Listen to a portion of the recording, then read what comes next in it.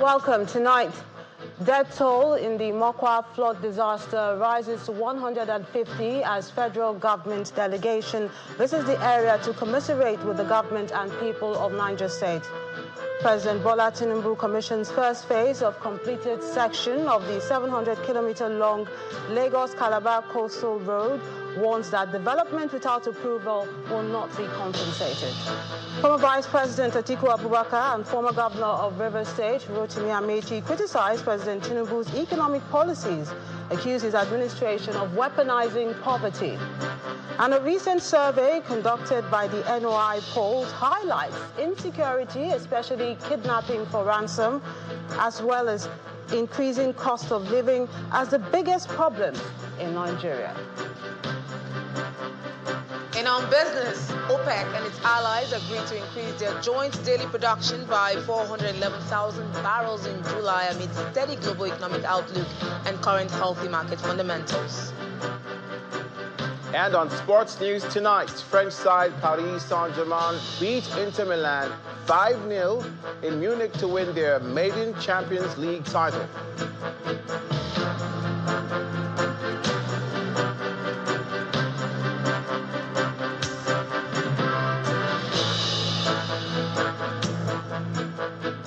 The death toll in the Mokwa flood disaster has exceeded 150, while 11 people are receiving treatment in various hospitals. The Deputy Governor of Niger State, Mr. Yakubu Garba, made a clarification during the condolence visit by the Minister of Information and National Orientation, Mr. Idris Mohammed, in Mina, the state capital. Mr. Garba says this became necessary following wrong figures reported by the media.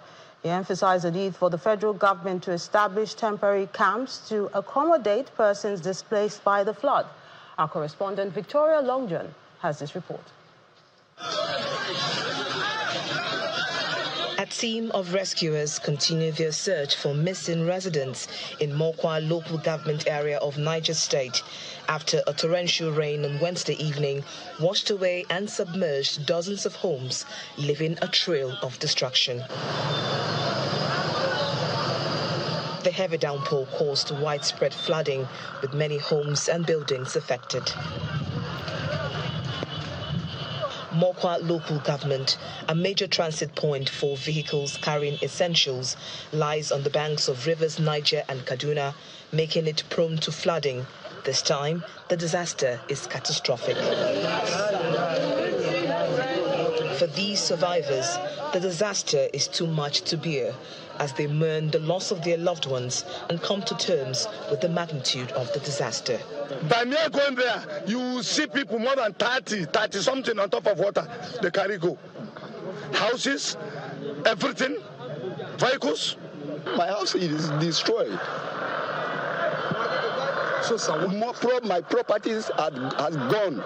The Director General, National Emergency Management Agency, Zubaida Umar, who is leading the rescue efforts, said investigations are ongoing while efforts to provide essentials to survivors continue. So far, we have food and non-food items available for them, and we also have a mobile clinic. We've also come with mobile water purifiers so that they can have access to clean water. And if you look closely, you can see that there are quite a number of houses on the water channel. It's a very deep gully. You've seen it for yourself. And what we're pleading is that the communities need to come together and also assist us in the search and rescue, which they have already been doing. Meanwhile, in Mina, the Minister of Information and National Orientation, Mr. Mohammed Idris, leads this federal government's delegation to Niger State to commiserate with the governor and the people of the state. At this point in time, the delegation is received by the deputy governor, who is joined by state commissioners and officials of the State Emergency Management Agency. The federal government's delegation conveys the condolences of President Bola Tinubu and promises to address areas of need for the people of Mokwa local government.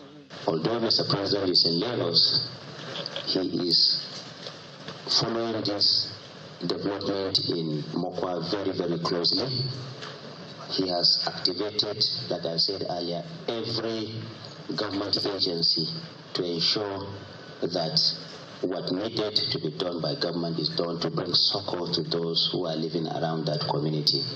And in that direction, Mr. President has also asked the National Orientation Agency to immediately embark on sensitization campaign around that community and other communities across the country to sensitize people on the dangers of living in areas that are prone to such disasters. These are times where the livelihood of people have been washed away, they've lost their homes, they've lost their livelihood, and then we'll see where we can provide durable solution for them, especially for displaced communities, and where farms have been washed away, and we'll see how we can support them to ensure that they come back to have their livelihood back again.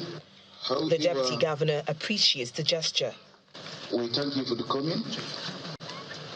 And I want to use this opportunity to also thank Mr. President and the federal government. At that night, NEMA represents the interest of the federal government to be in Mokwa. They came adequately prepared, both in kind and in human resources.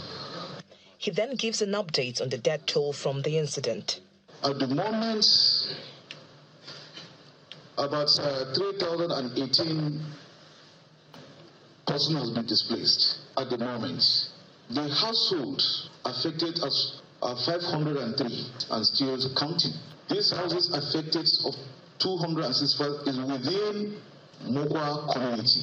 And I want to take it to the media and for the public emphasis that we still have a community in Taraba where this last night, to this moment, we evacuated about 36 corpses. So the houses destroyed there and the farmland are not ascertained. That is why I say this is an interim report. At the end, maybe in the next 1 week, we should be able to enumerate exactly the losses we have encountered both in human and material. The federal government is promising to put in place measures to ensure there is no repeat of the incident in the area and other parts of the country. Victoria Longjan, Channels Television News. Meanwhile, the president has expressed deep concern over the severe flooding in Mokwa local government area. Upon receiving the initial reports, President Tinubu directed the immediate activation of the National Emergency Response Center and has since been fully briefed by the National Emergency Management Agency, NEMA, on the scale of the disaster and the urgent humanitarian needs. He also directed security agencies to assist in emergency operations and mandated that NEMA and the National Emergency Response Center provide continuous coordination and updates. Acting on its mandate to coordinate disaster management, the National Emergency Management Agency has engaged critical stakeholders in Edo State on preparedness and response regarding flood and related hazards. The meeting in Benin City, the state capital, had in attendance groups and agencies from different sectors, including public safety, security, first responders, health services, amongst others. Our correspondent, Jessica Olowosere, has this report. The National Emergency Management Agency, NEMA's campaign on flood in this hall in Benin City, the Edo State capital, which has drawn stakeholders from state and federal government agencies and professionals across sectors, including security, health and public safety, aims to sensitize communities on flood risks and promote collaborative actions to mitigate its impact. The Director General NEMA, Zubeida Umar's keynote address, delivered by a representative, lists the disaster risk management implications NEMA identified to include delayed onset of the rains in some states, earlier than normal cessation of rains, and shorter than normal growing season, among others, and highlighted disaster mitigation strategies it has developed. NEMA has developed the 2025 climate-related risk management implication preparedness and mitigation action out of the NIMET and NISA predictions to serve as a guide to reduce the impact of floods during the year. As part of our flood early warning system, NEMA has identified disaster risk management implications and mitigation strategies for communication to communities at risk during the rainy season. The Edo State Emergency Management Agency also considers placing at-risk communities at the heart of preparedness vital. Through our collaboration today, we forge tighter links between early warning systems and grassroots action, between institutional preparedness and human resilience, between forecasts and life-saving outcomes. A rights activist, Omobude Ahu, has some suggestions. Make we encourage you when they plant trees. To the extent every 50 by 100, when people serve the house, must get a tree. You will control the flood, you will control the wind. So at least we do the remove groups and the strong parties will be the control. Number 3 here, we say no, never make a push to propose for the to criminalize corporate flooding. According to the 2025 flood prediction for Edo State, some local government areas in the Benin metropolis and Edo Central senatorial districts are listed as flood-prone. Urban flash floods and blocked drains are major concerns. NEMA believes that sensitization campaigns and collaborative actions will enable communities to better understand flood risks, take preventive measures, and respond effectively when disaster strikes. Jessica Lugusera, Channels Television News. All contractors involved in the Lagos-Calabar Coastal Highway project must adhere to the laid-down template. President Bola Tinubu, who gave this directive at the official commissioning of the first phase of the project, says the economy is recovering and the corruption in the exchange rate is gradually being eliminated. He also appealed to citizens to believe in the Renewed Hope initiative, which can be achieved with the support of all Nigerians. The 27-year dream to construct a coastal highway in Nigeria envisioned by the President Bola Tinubu during his administration as governor of Lagos State is finally becoming a reality, with the completion of the first phase of the project from Ahmadu Bello Way, Victoria Island, to Eleko Village in Lekki Peninsula. A roll call of dignitaries occupy Lekki area of Lagos for the official commissioning of the 30-kilometer stretch of the Lagos-Calabar Coastal Highway. President of the Senate, Godswill Akpabio, Deputy Senate President, Barau Jibrin, Nobel laureate Professor Wole Soyinka, governors of Lagos, Ogun, Imo, Cross River, Bayelsa, Borno, top private sector players, and others joined the president for the ceremony.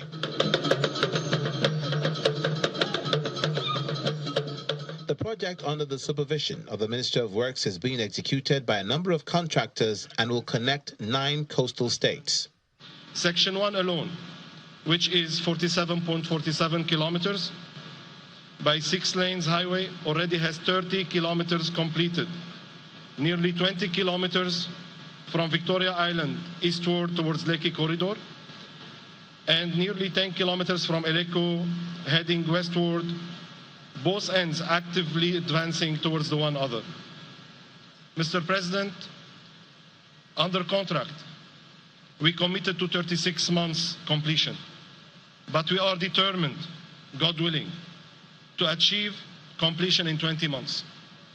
The Minister of Works, Dave Umahi, highlights the progress across the states, promising not to disappoint on the job. He also commends President Bola Tinubu for being a visionary leader. We are not giving you the 260 projects, 208 billion that you completed. We are not giving you the projects that is 3 kilometer, 20 billion that we have committed, silently. We are giving you major projects. The Nembe Brass is very important because you are doing the Bodo Boni, and in the next 3 months, nobody is going to be flying to the LNG, by helicopter. They will be going en route, courtesy of Bola Ahmed Asuwaji, Mr. President. Things are getting better for Nigeria. Things are getting better. The President of the Senate, as well as the governors of Imo and Ogun State, also commend the President's boldness to actualize the dream and what Nigerians stand to benefit from the massive project. With this commissioning today, you have proven to us that whenever the National Assembly says we are doing well, we are always right. So congratulations, Mr. President. The journey of 1,000 miles for Nigerians begins with a step, and that step is what we are starting. 750 kilometers of this Lagos-Calabar People may be asking, why are you commissioning the first 30 kilometers? I think we are doing this to bring to the fore that, yes, indeed, the project is a reality. It is not just a road. It is projected to contribute up to $12 billion annually to Nigerian GDP in its first decade. It will lower transportation costs, reduce travel time, and ease the movement of goods and services, directly boosting local economies. Farmers will reach markets faster. Exporters will access ports more efficiently. We are celebrating vision, passion, unwavering focus, and a testament of the triumph of tenacity. In less than a year, we were here, and 30 by 3 kilometers have been constructed. For those that do not know, that translates to 90 kilometers if you are counting each lane. President Tinubu makes it clear as he steps to the podium that the federal government will enforce all setbacks created by the coastal road, warning contractors not to change the scope. Let me at this stage warn all developers. The federal government will enforce the setback.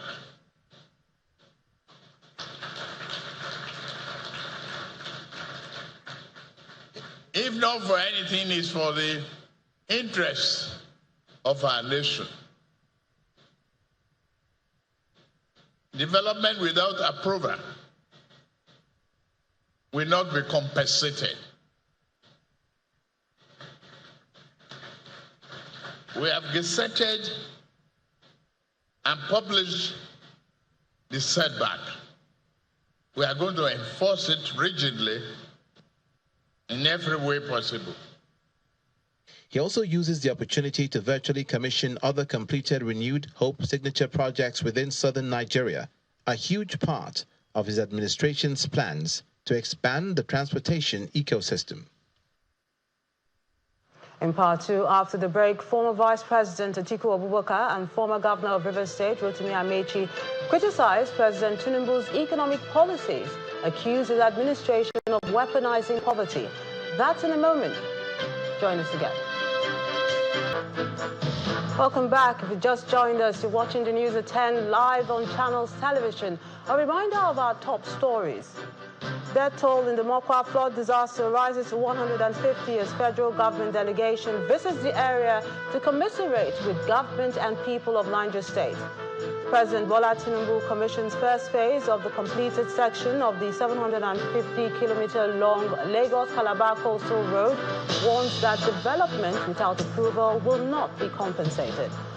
Former Vice President Atiku Abubakar and former Governor of Rivers State, Rotimi Amechi, criticized President Tinubu's economic policies, accused his administration of weaponizing poverty. And global credit rating agency Moody's has raised Nigeria's sovereign rating from CAA1 to B3.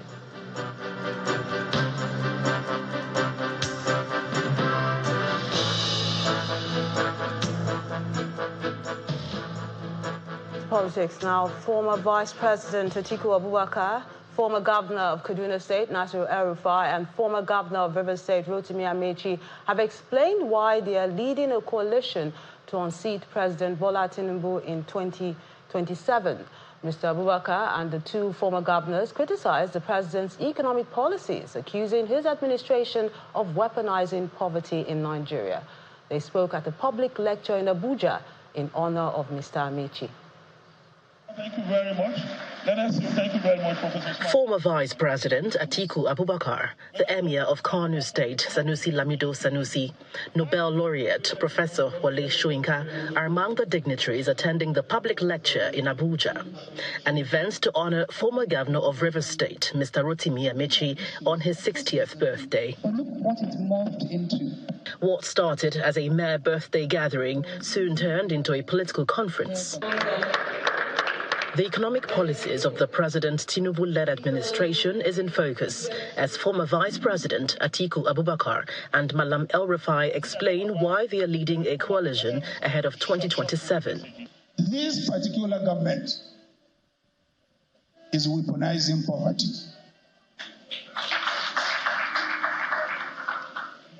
And that is why we are in this alliance, to make sure we don't allow them to continue weaponizing policy. We are back together because Nigeria is in its biggest struggle since 1914. We are together working, concerned to build a coalition to take Nigeria back on track, because it is on track. The celebrant also did not mince words as he airs his opinion on the economic policies of the incumbent government. If I were president, yes, some of the policies they are pursuing, I will pursue them. But ask what's the failure? The failure is the gains of those policies are in their private.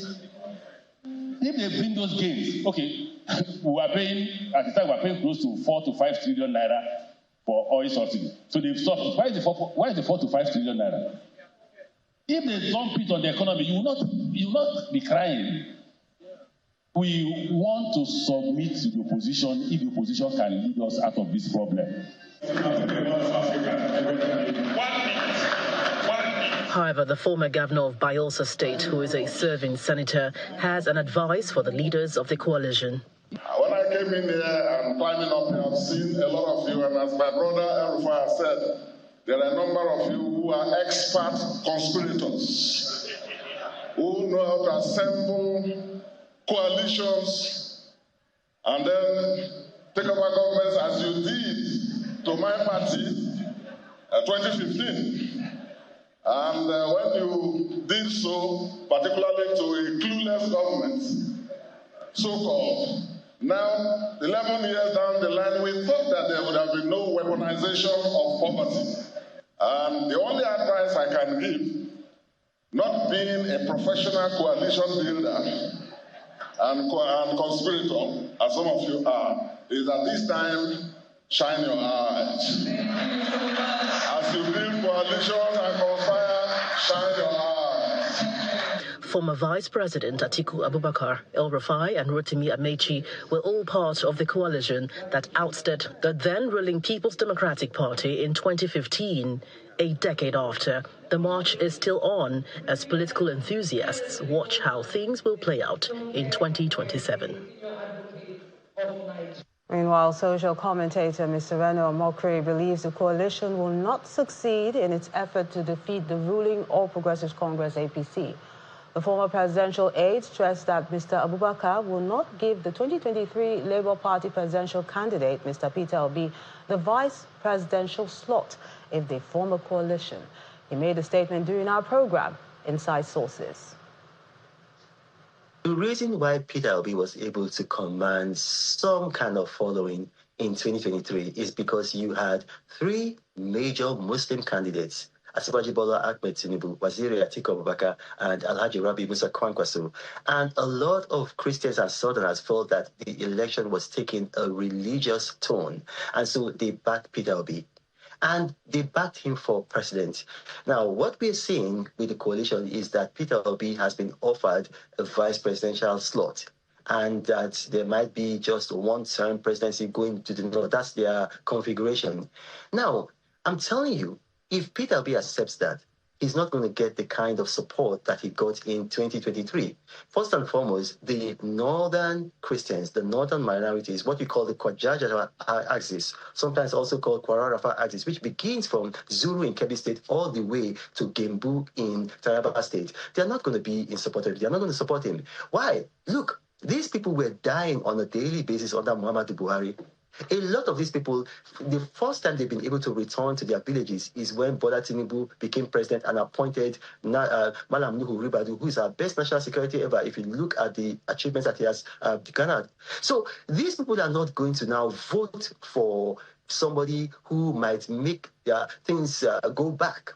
So Peter Obi is just going to lose that. Waziri Atiku Abubakar is not going to concede.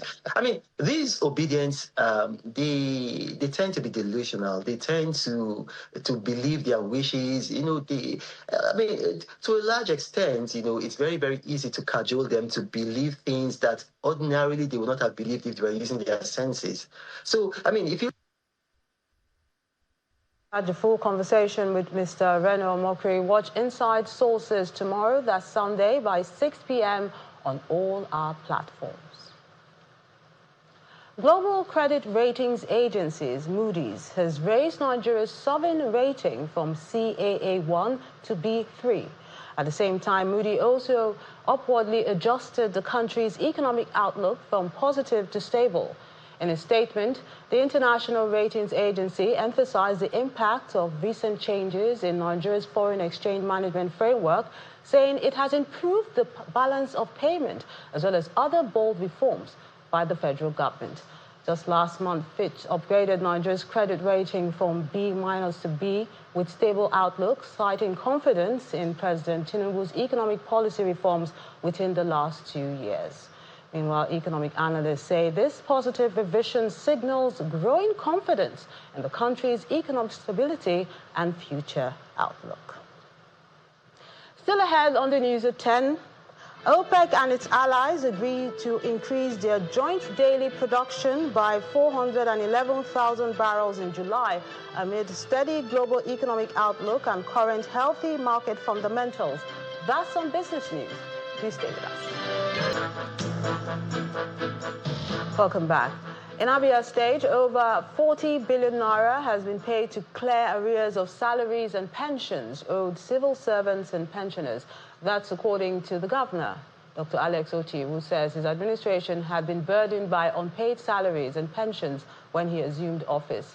Addressing thousands of residents, supporters and dignitaries at Umuahia Township Stadium during the grand finale of his second anniversary celebration, Dr. Oti said his government has kept faith with the people by tackling long-standing issues head-on and reaffirmed his commitment to good governance. As part of activities marking his second year in office, Governor Alex Oti of Abia State takes center stage at the Umuahia Township Stadium for an event themed 2 years of transformation, sustaining the momentum.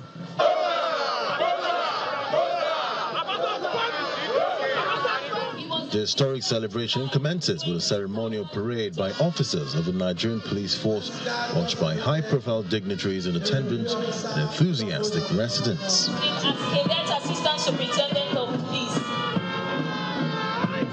Presenting his administration's 2-year scorecard, Governor Oti highlights bold achievements in financial management, civil service reform, and social development.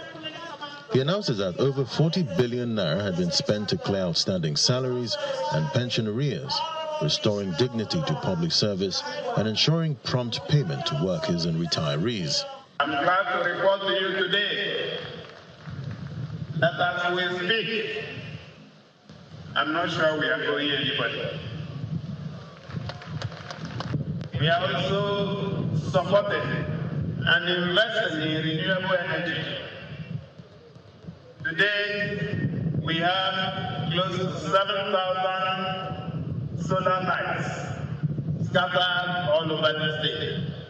And we will continue to light up our places because we know it aids security and it is also important for the 24-hour economy that we are trying to operate. In a show of political solidarity, members of the Abia State House of Assembly, led by Speaker, retired Honorable Emmanuel Emerua, unanimously endorsed Governor Oti for a second term. The Speaker praised the Governor's leadership for redefining governance and restoring public trust. We stand here today to move a motion in affirmation and also in support that this governor is indeed a gift to Abia State. We thank him for a focused leadership And in all he has done, there is no element of deceit. He has shown Abia State and also the legislature. Therefore, I want to call on my deputy to move a motion in support of this administration and also to pass a vote of confidence on this administration.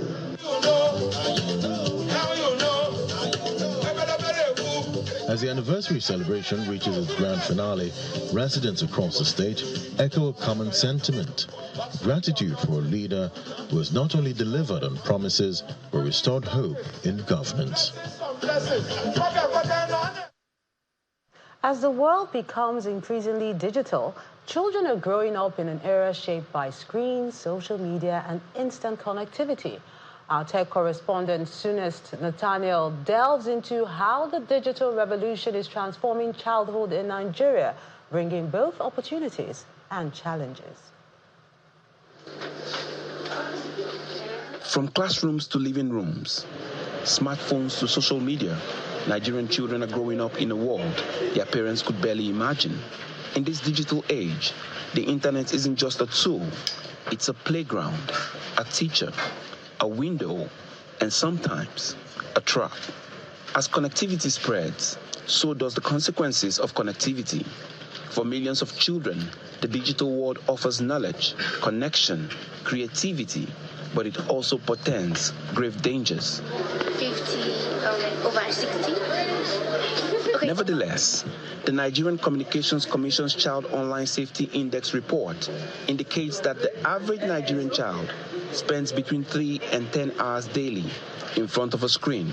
The survey uncovered that 85% of urban 11 to 16-year-olds browse and chat on social network sites every day, while 90% of the 4 to 16-year-olds across the country have been exposed at least once to one or more of the rampant cyber risk, especially sexual content. The NCC research also shows that 20.8% of the children within the ages of 12 and 16 have either been bullied or have bullied someone online.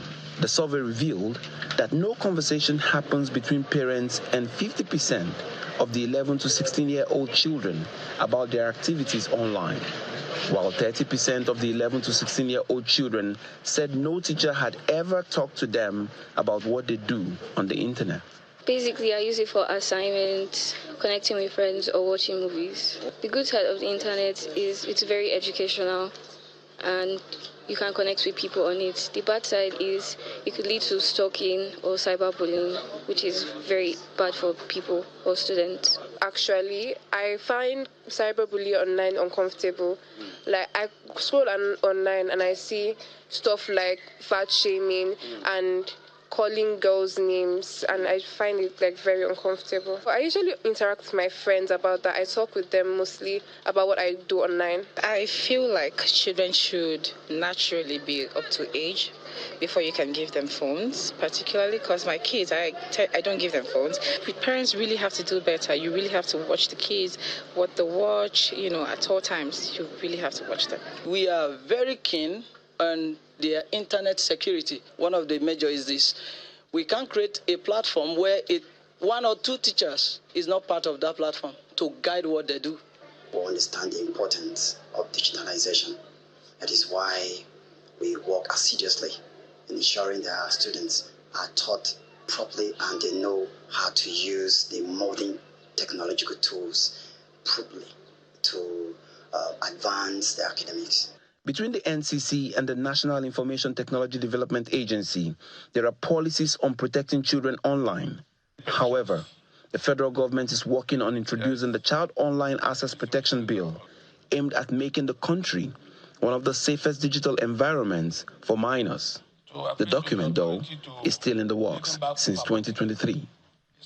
In November 2008, the International Telecoms Union established the Child Online Protection, an instrument for every member state to adopt to promote online safety of children around the world. Though it's been revised as of July 2020, Nigeria is yet to develop a localized version. However, the NCC adopted the EU Agency for Law Enforcement Cooperation document on online safety to develop its own document. There's one thing with screen time psychologically that affects their mental health, which is instant gratification. You know, when we talk about screens, they are used to this lifestyle of having to look through pictures, images, colors, and then the brain works at a very fast pace. They eventually can't retain or hold back those things. And that's because psychologically they've been used to an instant thing. So it's happening on the screen, I am doing it physically. So it is either it's happening now and I am doing it or nothing. Also, you want to foster open communication. Learn to always not to shut them out, even when they try to express themselves. So that way they feel more comfortable, they feel more safe around you. The internet isn't going away. And for children in Nigeria, the challenge is no longer just access, but balance, protection, and empowerment. As a society, we must ask ourselves not just how connected our children are, but how safe, supported, and informed they are too. Because in this digital world, their well-being is just a click away from being uplifted or undermined. Sunest Nathaniel, Channels Television News. To strengthen healthcare delivery in Ogoni land, the Hydrocarbon Pollution Remediation Project, HYPREP, has inaugurated a technical committee to oversee the smooth takeoff of the Ogoni Specialist Hospital in Thai local government of Abia State. The inauguration took place at the HYPREP corporate headquarters in Port Harcourt, the state capital. Our correspondent, Deborah Agbalama, has this report. The Ogoni Specialist Hospital is one of several health and environmental interventions recommended by the United Nations Environment Programme to restore oil-impacted communities in Ogoni land. Construction of the 100-bed facility began in 2024 and is currently at 76% completion, prompting HYPREP to move into the operational planning phase. As of today, the construction of the Ogoni Specialist Hospital is 76% complete. Therefore, the inauguration of this technical planning committee has become expedient to enable the project coordination office to meet its set timelines for the operationalization of the facility. The 14-member committee, chaired by Professor Christy Mato, includes experts across medicine, academia, and environmental health. Their task over the next 4 months is to develop a roadmap for the hospital's full takeoff, from staffing and infrastructure to governance and service delivery. I want to thank the coordinator, the project coordinator, for the confidence and the trust that he has in me and members of the committee to have appointed us to what I consider a very, very important task. We have actually chosen people that I know. Some of them I have worked with in the past. Some I know who they are and what they are capable of. After the inauguration, the committee members give hints from what is to be expected amongst their recommendations. Part of what we are going to do is to look for models for sustainability and see what works best for us as a people.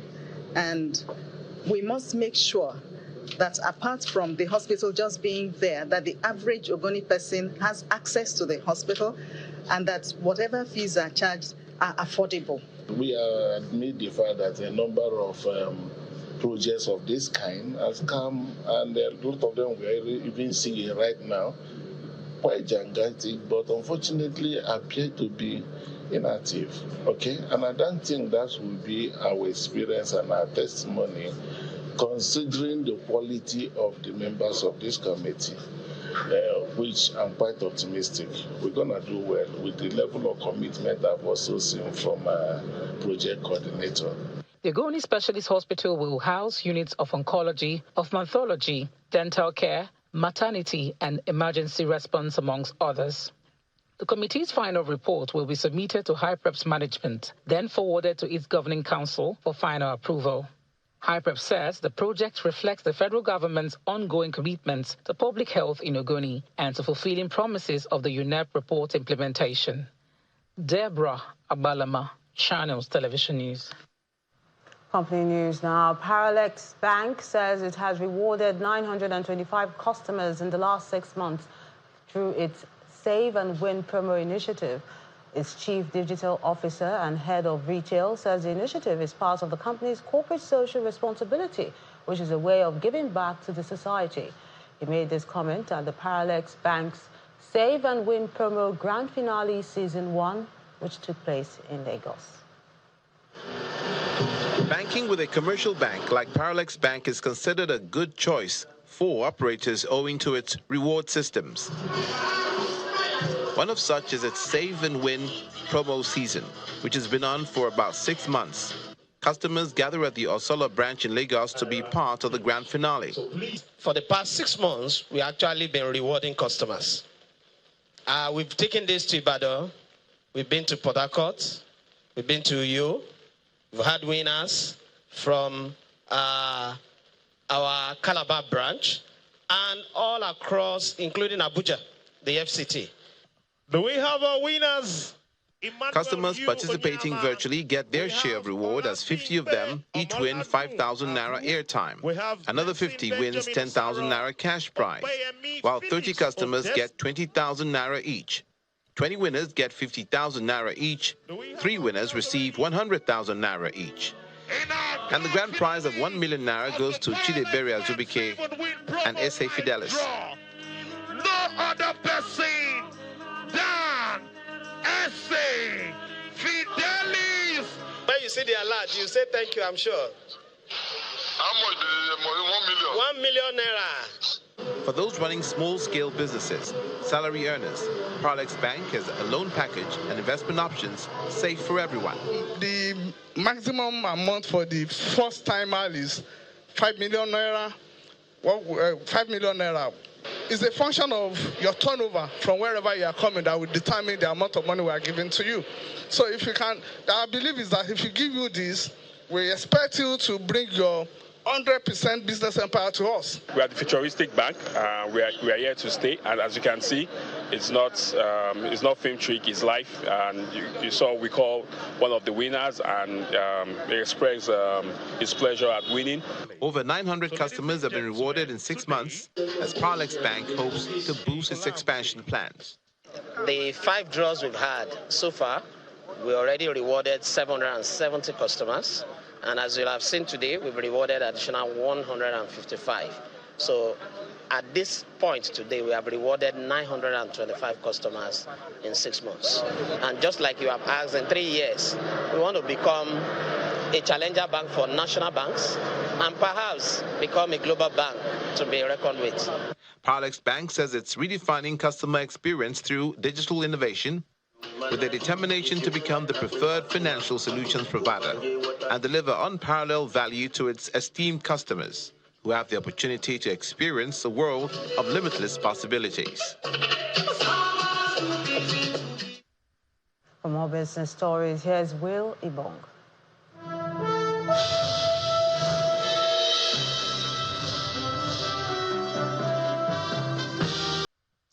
Thank you, Melinda. The Organization of Petroleum Exporting Countries and its allies have agreed to raise their oil output for the 3rd month in a row, despite reservations from key member Russia. According to a statement on the group's website, 8 members of the oil-producing nations led by Saudi Arabia agreed during a video conference today to add 411,000 barrels of crude per day to the international market in July. The hike, which is 3 times greater than what the group had previously planned, matches increases scheduled for May and June, marking a radical reversal from defending prices to actively driving them lower. Now to the FX space now, Nigeria's foreign exchange reserves dropped by $48.89 million week on week to $38.5 billion as at May the 29th, according to latest data from the central bank. Financial analysts attribute the latest decrease in the country's external reserves to the sale of about $170 million to the foreign exchange market by the central bank to help support the naira. Meanwhile, currency traders say they expect the naira to remain relatively stable in the near term, supported by sustained interventions from the CBN and a gradual easing of global pressures.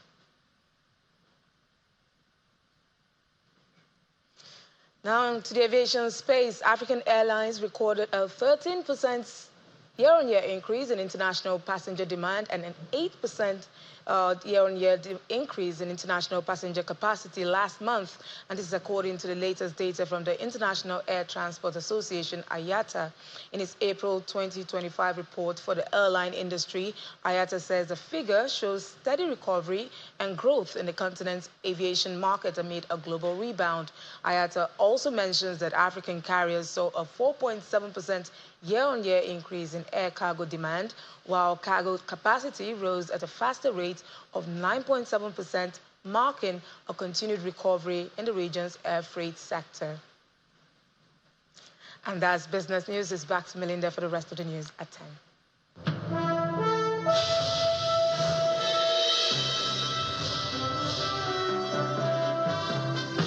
Many thanks, Will.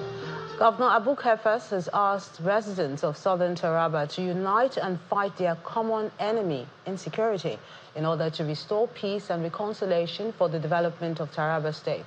At an event in honor of his second anniversary in office, the governor reiterated that for the past 2 years, he has listened to concerns, doubts, and expectations, but he's now focused on providing results that can stand the test of time. I remain fully committed to you, to every community in Taraba State, to every dreamer in Taraba. Let us not let the voices of division to destroy the quiet work of transformation. Let us not feed the enemies of progress with negativity, when we have every reason to stand tall in hope and unity. My good people, once again, I want to thank you. But let us not allow doubt to weaken our unity. Let us not turn our wars into weapons against the future we are trying to build together. If I succeed, it is our collective success. If I struggle, I will ask for your prayers and your support, not for me alone, but for us all in Taraba. Let this reception today not only celebrate the past, it should renew our hope in what we can achieve together in the remaining years. Let us turn whispers of doubt into songs of encouragement. Let us prove to Nigeria that Taraba stands for unity, that Southern Taraba stands united, that will carry belief in progress, and that together we will move this state forward. For the latest in the world of sports, here's Olumide Macaulay.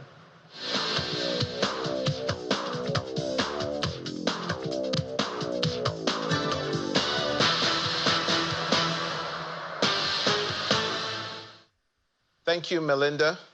Thanks, Melinda. Hello and welcome to Sports News. We start with the Champions League in football. Paris Saint-Germain won the Champions League for the first time in their history, as Luis Enrique's brilliant young side outclassed Inter Milan in the most one-sided final ever, winning 5-0. Achraf Hakimi, playing against his former club, gave PSG an early lead, and Desire Doué went from provider to finisher as his shot deflected double their advantage in the 20th minute. He scored again just after the hour mark, ending any doubt about the outcome before another player ran away to get the fourth, and substitute Seni Mayulu made it 5. Nigeria Super Eagles have emerged winners of the Unity Cup after beating the Reggae Boys 5-4 on penalties in London. The game ended 2-2 in regulation time. Nigeria scored all 5 spot kicks to ensure victory. Getafe forward Christantus Uche scored the winning penalty for Nigeria on his debut. And at least 22 athletes from the Kano State contingent have been confirmed dead following a ghastly motor accident at the Dakasele Bridge in the Kura local government area of Kano State. The athletes were returning from the just concluded National Sports Festival, which ended in Abeokuta, Ogun State, late on Thursday. The chairman of the Kano State Sports Commission, Umar Fage, who confirmed the incident, said many other athletes sustained various degrees of injury following the accident on Saturday. Tinubu has extended his heartfelt condolences, meanwhile, to the government and people of Kano State over the tragic accident involving the members of the Kano State contingent who were returning from the recently concluded National Sports Festival in Ogun State. According to a statement by the Special Advisor on Information and Strategy, Bayo Nanuga, the president paid tribute to the accident victims whose dedication and aspirations in their various vocations embodied the resilient Nigerian spirit. That's it on sports news. Melinda, back to you.